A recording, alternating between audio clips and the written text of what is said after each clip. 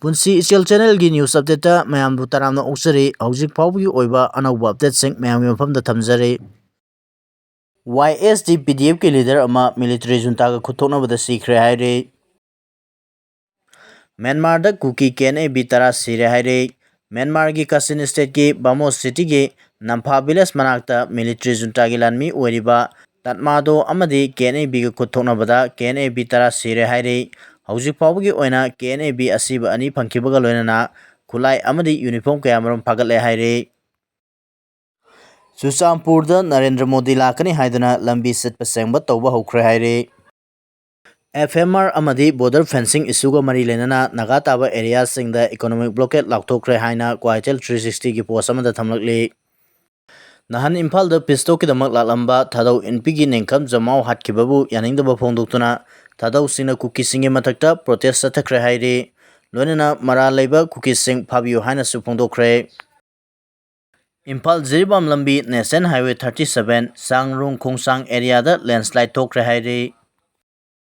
ꯑꯁꯥꯝꯗ Guwahati ꯃꯦꯗꯤꯀꯦल college ꯑꯃꯗꯤ hospital GMCHꯅ senior doctor ꯑꯅꯤ ꯌꯥꯎꯅ ꯃꯈꯣꯏꯒꯤ ꯁ꯭ꯇꯥꯐ 5 ꯁꯁꯄꯦꯟ ꯇꯧꯈ꯭ꯔꯦ ꯍꯣꯁꯄꯤꯇꯥꯜ ꯑꯗꯨꯒꯤ ꯅꯤꯑꯣꯅꯦꯇꯦꯜ ꯏꯟꯇꯦꯟꯁꯤꯚ ꯀꯦꯌꯔ ꯌꯨꯅꯤꯠ NICUꯗ ꯅꯨꯃꯤꯠ 4ꯅꯤꯒꯤ ꯑꯉꯥꯡ ꯑꯃ ꯁꯤꯈꯤꯕꯒ ꯃꯔꯤ ꯂꯩꯅꯅ ꯃꯈꯣꯏꯁꯤꯡ ꯑꯗꯨ ꯁꯁꯄꯦꯟ ꯇꯧꯈꯤꯕꯅꯤ ꯍꯥꯏꯔꯤ ꯅꯣꯡꯊꯛꯇ ꯄ꯭ꯂꯦꯟ ꯑꯅꯤ ꯊꯦꯡꯒꯥꯏꯅꯕꯗ ꯃꯤꯑꯣꯏ ꯑꯃ ꯁꯤꯔꯦ 3 ꯁꯣꯛꯂꯦ ꯍꯥꯏꯔꯤ ꯑꯋꯥꯡ ꯅꯣꯡꯄꯣꯛ ꯊꯪꯕ ꯀꯣꯂꯣꯔꯦꯗꯣꯗ ꯑꯄꯤꯛꯄ ꯄ꯭ꯂꯦꯟ ꯑꯅꯤ ꯅꯣꯡꯊꯛꯇ ꯊꯦꯡꯒꯥꯏꯅꯕꯗ ꯃꯤꯑꯣꯏ ꯑꯃ ꯁꯤꯈꯤꯕꯒ ꯂꯣꯏꯅꯅ ꯑꯇꯣꯞꯄ ꯃꯤꯑꯣꯏ 3 ꯑꯁꯣꯛ ꯑꯄꯟ ꯅꯪꯂꯦ ꯍꯥꯏꯅ ꯑꯣꯊꯣꯔꯤꯇꯤꯅ ꯐꯣꯡꯗꯣꯛꯈ꯭ꯔꯦ ꯀꯣꯂꯣꯔꯦꯗꯣꯒꯤ ꯑꯦꯌꯔꯄꯣꯔꯠ ꯑꯃꯗ ꯂꯦꯟꯗꯤꯡ ꯇꯧꯅꯕ ꯊꯧꯔꯥꯡ ꯇꯧꯔꯤꯉꯩꯗ ꯁꯣꯏꯕꯗꯒꯤ ꯄ꯭ꯂꯦꯟ ꯑꯅꯤ ꯑꯗꯨ ꯅꯣꯡꯊꯛꯇ ꯊꯦꯡꯒꯥꯏꯅꯈꯤꯕꯅꯤ ꯍꯥꯏꯔꯤ ꯒꯥꯏꯅꯣꯀꯣꯂꯣꯖꯤꯁ ꯗꯣꯛꯇꯔ ꯁꯥꯔꯝꯕ ꯑꯃ ꯐꯥꯔꯦ ꯍꯥꯏꯔꯤ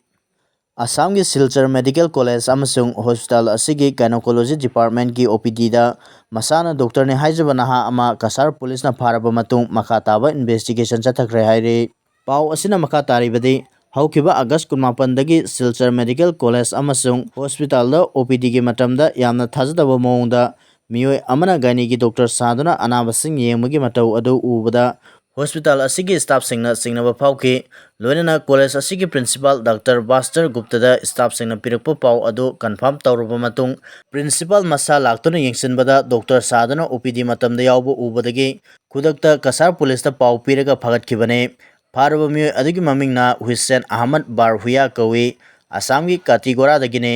ꯄꯨꯂꯤꯁꯅ ꯆꯠꯊꯈꯤꯕ ꯏꯟꯚꯦꯁꯇꯤꯒꯦꯁꯟꯗ ꯐꯥꯔꯕ ꯃꯤꯑꯣꯏ ꯑꯁꯤꯅ ꯑꯣꯟꯂꯥꯏꯟꯗ ꯁ꯭ꯇꯦꯇꯣꯁꯀꯣꯞ ꯑꯃ ꯂꯩꯔꯕ ꯃꯇꯨꯡꯗ ꯁꯤꯜꯆꯔ ꯃꯦꯗꯤꯀꯦल ꯀꯣꯂꯦꯖ ꯑꯃꯁꯨꯡ ꯍꯣꯁꯄꯤꯇꯥꯜꯗ ꯂꯥꯛꯇꯨꯅ OPDꯗ ꯄꯦꯁꯦꯟꯠꯁꯤꯡ ꯌꯦꯡꯕ ꯌꯥꯎꯈꯤꯕꯅꯤ ꯍꯥꯏꯕ ꯈꯪꯂꯦ ꯍꯥꯏꯅ ꯀꯁꯥꯔ ꯄꯨꯂꯤꯁꯀꯤ ꯁꯦꯅꯤꯌꯔ SP ꯅꯨꯃꯜ ꯃꯍꯇꯥꯅ ꯑꯦꯖꯦꯟꯁꯤꯗ ꯐꯣꯡꯗꯣꯛꯈ꯭ꯔꯦ ꯆꯨꯔꯆꯥꯟꯄꯨꯔ ꯃꯆꯥ ꯑꯅꯤ ꯂꯨꯄꯥ ꯀ꯭ꯔꯣꯔ 9 ꯔꯣꯝꯒꯤ ꯅꯝꯕꯔ 4ꯒ ꯀꯣꯟꯅꯅ ꯑꯁꯥꯝꯗ ꯐꯥꯔꯦ ꯍꯥꯏꯔꯤ ꯆꯨꯔꯆꯥꯟꯄꯨꯔ ꯃꯆꯥ ꯑꯅꯤ ꯑꯁꯥꯝꯒꯤ ꯀꯃꯔꯨꯞ ꯄꯨꯂꯤꯁꯀꯤ ꯀꯥꯡꯕꯨꯅ ꯍꯦꯔꯣꯏꯟ ꯒ꯭ꯔꯥꯝ 910ꯒ ꯀꯣꯟꯅꯅ ꯊꯥ ꯑꯁꯤꯒꯤ ꯑꯃꯗ ꯑꯁꯥꯝꯒꯤ ꯑꯃꯤꯟꯒꯥꯎꯟꯗꯒꯤ ꯐꯥꯔꯦ ꯍꯥꯏꯔꯤ ꯐꯥꯔꯕ ꯃꯤꯑꯣꯏ ꯑꯅꯤ ꯑꯗꯨꯗꯤ ꯒꯣꯒꯧ ꯁꯨꯟꯇꯥꯛ ꯆꯍꯤ 39 ꯑꯃꯗꯤ ꯁꯩꯂꯨꯟ ꯕꯥꯏꯐꯩ ꯆꯍꯤ 38ꯅꯤ ꯍꯥꯏꯔꯤ ꯃꯈꯣꯏ ꯑꯅꯤꯅ Hyundai i10 ꯔꯦꯖꯤꯁꯇ꯭ꯔꯦꯁꯟ ꯅꯝꯕꯔ MN01AW2641ꯒꯤ ꯊꯣꯡꯒꯤ ꯄꯦꯅꯦꯜꯗ ꯅꯝꯕꯔ 4ꯁꯤꯡ ꯑꯗꯨ ꯇꯣꯉꯥꯟ ꯇꯣꯉꯥꯟꯕ ꯁꯥꯄꯣꯟ ꯀꯦꯞ 63ꯗ ꯍꯥꯞꯂꯒ ꯄꯨꯔꯛꯈꯤꯕꯅꯤ ꯐꯥꯒꯠꯂꯕ ꯅꯝꯕꯔ 4ꯁꯤꯡ ꯑꯗꯨ ꯆꯥꯎꯔꯥꯛꯅ ꯂꯨꯄꯥ ꯀ꯭ꯔꯣꯔ 9 ꯔꯣꯝꯒꯤ ꯃꯃꯜ ꯑꯣꯏꯒꯅꯤ ꯍꯥꯏꯔꯤ ꯃꯈꯣꯏ ꯑꯅꯤꯒꯤ ꯃꯊꯛꯇ NDPS ꯑꯦꯛꯀꯤ ꯃꯈꯥꯗ ꯀꯦꯁ ꯑꯃ ꯂꯧꯈꯠꯄꯒ ꯂꯣꯏꯅꯅ ꯋꯥꯍꯪ ꯄꯥꯎꯍꯪ ꯆꯠꯊꯔꯤ ꯍꯥꯏꯔꯤ ꯃꯅꯤꯄꯨꯔꯗ ꯗꯦꯡꯒꯤꯒꯤ ꯀꯦꯁ 962 ꯁꯨꯈ꯭ꯔꯦ ꯍꯥꯏꯔꯤ ꯃꯅꯤꯄꯨꯔꯗ ꯑꯦꯗꯤꯁ ꯍꯥꯏꯅ ꯈꯪꯅꯕ ꯃꯈꯜꯒꯤ ꯀꯥꯡꯅ ꯁꯟꯗꯣꯛꯄ ꯗꯦꯡꯒꯤ ꯂꯩꯅꯥ ꯂꯥꯏꯆꯠ ꯄꯣꯖꯤꯇꯤꯚ ꯑꯣꯏꯕ ꯑꯄꯨꯟꯕ ꯀꯦꯁ 962 ꯁꯨꯈ꯭ꯔꯦ ꯃꯁꯤꯡ ꯑꯁꯤꯒꯤ ꯃꯅꯨꯡꯗ ꯍꯧꯈꯤꯕ ꯄꯨꯡ 24ꯗ ꯄꯣꯖꯤꯇꯤꯚ ꯑꯣꯏꯔꯛꯈꯤꯕ ꯃꯤꯑꯣꯏ 24ꯁꯨ ꯌꯥꯎꯔꯕꯅꯤ ꯗꯥꯏꯔꯦꯛꯇꯣꯔꯦꯠ ꯑꯣꯐ ꯍꯦꯜꯊ ꯁꯔꯚꯤꯁꯦꯁꯇꯒꯤ ꯐꯪꯕ ꯄꯥꯎꯒꯤ ꯃꯇꯨꯡ ꯏꯟꯅ ꯍꯧꯈꯤꯕ ꯄꯨꯡ 24ꯗ ꯄꯣꯖꯤꯇꯤꯚ ꯑꯣꯏꯔꯛꯈꯤꯕ ꯃꯤꯑꯣꯏ 24 ꯑꯗꯨꯒꯤ ꯃꯅꯨꯡꯗ 18ꯗꯤ ꯏꯝꯐꯥꯜ ꯋꯦꯁꯠ ꯗꯤꯁꯇ꯭ꯔꯤꯛꯇꯒꯤꯅꯤ ꯆꯍꯤ ꯑꯁꯤꯒꯤ ꯑꯣꯏꯅ ꯗꯦꯡꯒꯤꯅ ꯈ꯭ꯋꯥꯏꯗꯒꯤ ꯁꯣꯛꯍꯜꯂꯕ ꯗꯤꯁꯇ꯭ꯔꯤꯛ ꯑꯁꯤ ꯏꯝꯐꯥꯜ ꯋꯦꯁꯠꯅ ꯑꯣꯏꯔꯤ ꯗꯤꯁꯇ꯭ꯔꯤꯛ ꯑꯁꯤꯒꯤ ꯑꯣꯏꯅ ꯍꯧꯖꯤꯛ ꯐꯥꯎꯕꯗ ꯄꯨꯟꯅ ꯃꯤꯑꯣꯏ 110 ꯄꯣꯖꯤꯇꯤꯚ ꯑꯣꯏꯈ꯭ꯔꯦ ꯏꯝꯐꯥꯜ ꯏꯁꯇ 2 ꯊꯧꯕꯥꯜ ꯀꯛꯆꯤꯡ ꯑꯃꯁꯨꯡ ꯀꯥꯝꯖꯣꯡ ꯗꯤꯁꯇ꯭ꯔꯤꯛꯇ ꯑꯃꯃꯝ ꯄꯣꯖꯤꯇꯤꯚ ꯑꯣꯏꯔꯛꯈ꯭ꯔꯦ ꯍꯥꯏꯔꯤ PM ꯃꯅꯤꯄꯨꯔꯗ ꯂꯥꯛꯀꯅꯤ ꯍꯥꯏꯕꯗꯤ ꯇꯥꯏ ꯄꯥꯔꯇꯤꯗ ꯄꯥꯎ ꯄꯤꯔꯛꯄꯗꯤ ꯂꯩꯇ꯭ꯔꯤ ꯍꯥꯏꯅ BJP ꯃꯅꯤꯄꯨꯔ ꯄ꯭ꯔꯗꯦꯁꯀꯤ ꯖꯦꯅꯔꯦꯜ ꯁꯦꯀ꯭ꯔꯦꯇꯔꯤ K. ꯁꯔꯠ ꯀꯨꯃꯥꯔꯅ ꯐꯣꯡꯗꯣꯛꯈ꯭ꯔꯦ ꯄ꯭ꯔꯥꯏꯝ ꯃꯤꯅꯤꯁꯇꯔ ꯅꯔꯦꯟꯗ꯭ꯔ ꯃꯣꯗꯤ ꯃꯅꯤꯄꯨꯔꯗ ꯂꯥꯛꯀꯅꯤ ꯍꯥꯏꯕꯗꯤ ꯇꯥꯔꯦ ꯑꯗꯨꯃꯛꯄꯨ BJP ꯃꯅꯤꯄꯨꯔ ꯄ꯭ꯔꯗꯦꯁꯇ ꯆꯞ ꯆꯥꯅ ꯄꯥꯎ ꯄꯤꯔꯛꯄꯗꯤ ꯂꯩꯇ꯭ꯔꯤꯕꯅ ꯀꯔꯤ ꯅꯨꯃꯤꯠꯇ ꯂꯥꯛꯀꯅꯤ ꯍꯥꯏꯕ ꯆꯞ ꯆꯥꯅ ꯈꯪꯗ꯭ꯔꯤ ꯍꯥꯏꯅ BJP ꯃꯅꯤꯄꯨꯔ ꯄ꯭ꯔꯗꯦꯁꯀꯤ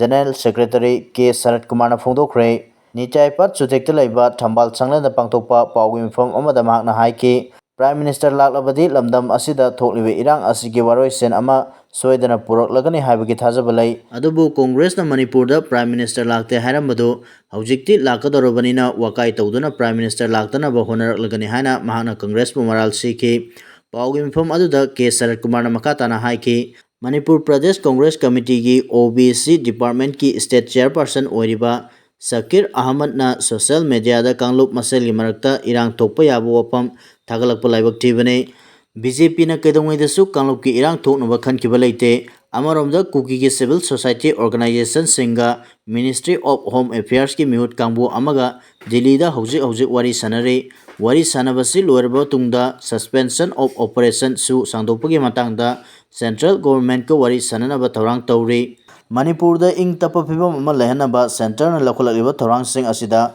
Kuki ki Civil Society Organization sing amasung su group na yaragadi Prime Minister Narendra Modi tha asigi taramdoida state anigi khungsat asigi manungda Manipur da su yausilakani haina thajaba yaba mafamdagi phangba pauna haire. Pau asina makatana hai Manipur da ing tapa phibam lehanba haibase maitai singidi hanadagi hauna yaduna leirabane. Civil Society Organization singsu center na Manipur thugaibagi wafam nattaba atai ing tapa phibam purakpagi matangda sawatkani haibagi thajaba pikrabane. Maram aduna hujikti Manipur gi watho asigi waroisen lakpagi lambi yamna nakna leire. Kuki singna mahusagum maitiga puna laiminaba amasung national highway na singba hangdoktuna athingba amata piraroi haina lautokpa leiragadi Prime Minister Manipur gi mafam ani haibadi Chuchampur amasung Imphal da chatkani amasung miyamgu unagani haire. Maram aduna ngasi New Delhi da MHA ga Kuki Civil Society Organization sing amasung su group ki kangbuga unariba asi yamna maru oiba tangkak amani haina pau asina phongdorakli. RIMS Hospital asi lairabasingi mongpangba sap manare JSC. Haukiba September amagi ahingda RIMS Hospital da lekidraba Imphal East District ki Sekta Mayai Lekaidagi Yengkom Keso Sahi Yangkai Taret ki misi aduga mari lenana JSC ama semkibaga loinana ngasisu asiba hakchang JSC amadi imung manunggi miyoisingna loksindana leiri. JSC ki convener Yengkom Noinoisana phongdokibada Yengkom Keso ki misi adu RIMS ki doctor amadi staff singna section ba watpa amadi thausadabadagi thokibane. RIMS Hospital asi lairabasingi mongpangba sap manare misi asigi matangda RIMS ki maikaidagi sabsaba ama khanbaga loinana mara leibasing serak pidriba fawba asiba hakchang loksin-kiroi haike. Ningsingba yabadi numit kharanigi mamangda RIMS Hospital da maunaha amasu laikidabagi matangda irang thokibaga loinana misi adugi matangda RIMS ki maikaidagi inquiry committee ama semduna thijinbagi tabak chathakibane. Mamang sahigi December 18 fawbada yumthangnariba foreign country ahumdagi lanjelakpa minority sing India da leiba yahankhre haire.